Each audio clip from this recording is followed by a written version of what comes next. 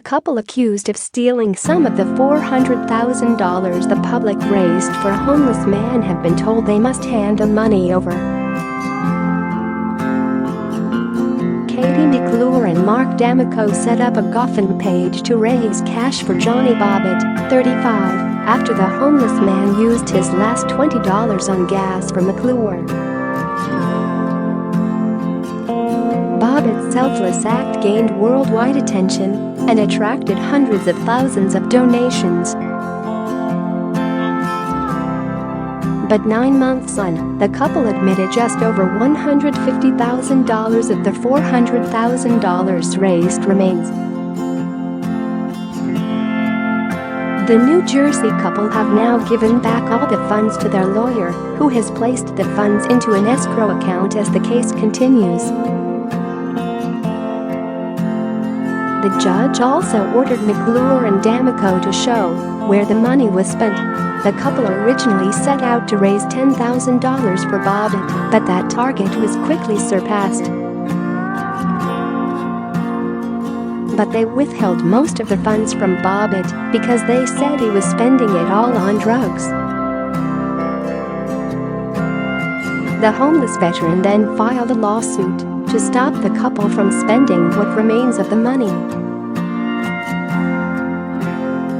During an appearance on the Megyn Kelly Today Show Monday, they explained that they had initially put the money in their own bank account temporarily because Bobbitt didn't have one of his own and had no ID or documentation to get one. "We worked to get him all those things. That's take so much time," McClure said. Meanwhile, the couple used the funds to buy Bobbitt a trailer that he picked out after he told them he didn't want a house.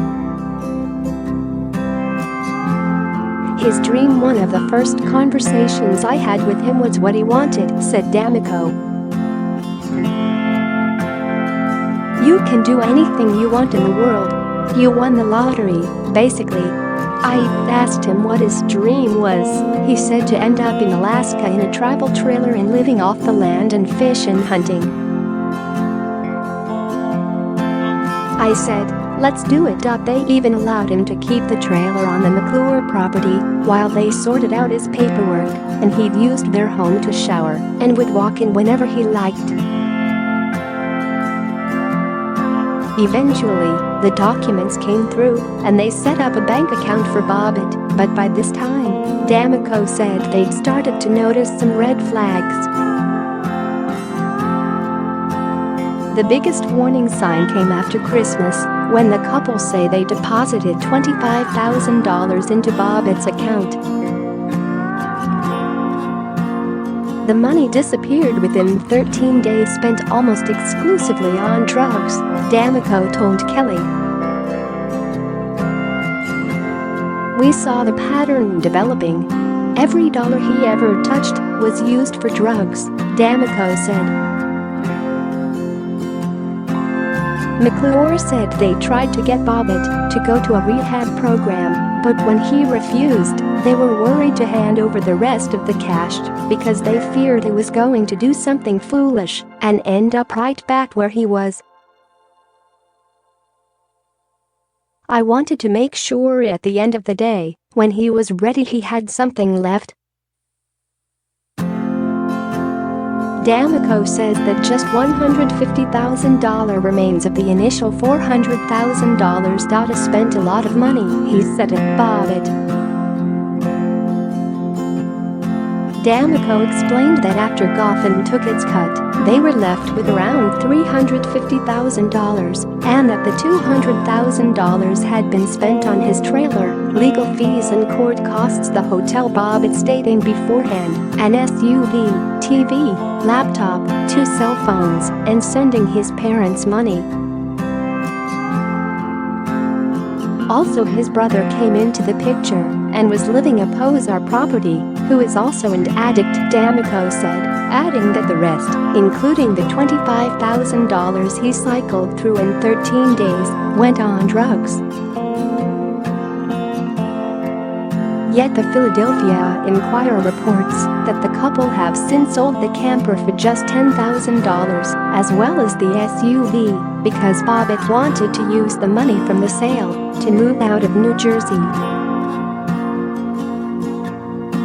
He claims he has received no money from the sale. Meanwhile, Bobbitt has accused the couple of embezzling his money for their own means and splashing the cash on vacations and a new car, something they adamantly deny. Although D'Amico does admit he used $500 of the donations to gamble at a casino, he insists that Bobbitt was with him and it was with his full permission. D'Amico and McClure say they are in the process of setting up an independent trust for the remaining funds for Bobbitt and say they are happy to have a forensic account go through their spending to prove they haven't spent any of the funds themselves. That's what we're in the process of doing. But it's been tough for the pair, who say they just wanted to do something nice for the homeless man who touched them with his kindness. McClure broke down in tears as she described receiving death threats from people who assumed they'd stolen Bobbitt's cash.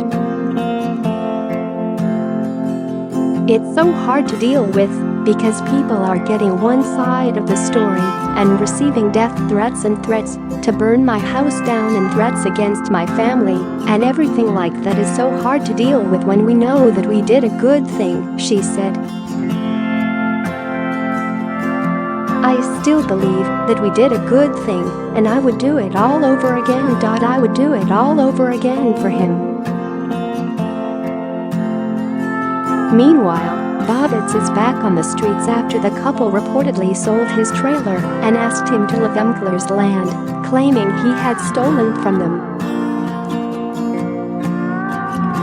They've also sold the SUV, but Bobbitt has not received a penny from the sales. Goffin is now working with a team of lawyers who have agreed to work pro bono for Bobbitt to determine whether the money has been mismanaged. Giving him all that money, it's never going to happen. I'll burn it in front of him, D'Amico said bluntly in a recent interview with the Philadelphia Inquirer.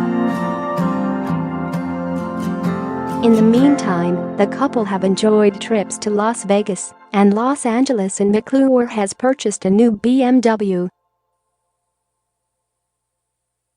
They insist they used their salaries. He is a carpenter and she works as a receptionist for the State Department of Transportation. They both say they took significant time off from work to help Bobbitt, and they have not explained how they funded their lives during that hiatus. In April, they took Bobbitt to New York City from New Jersey.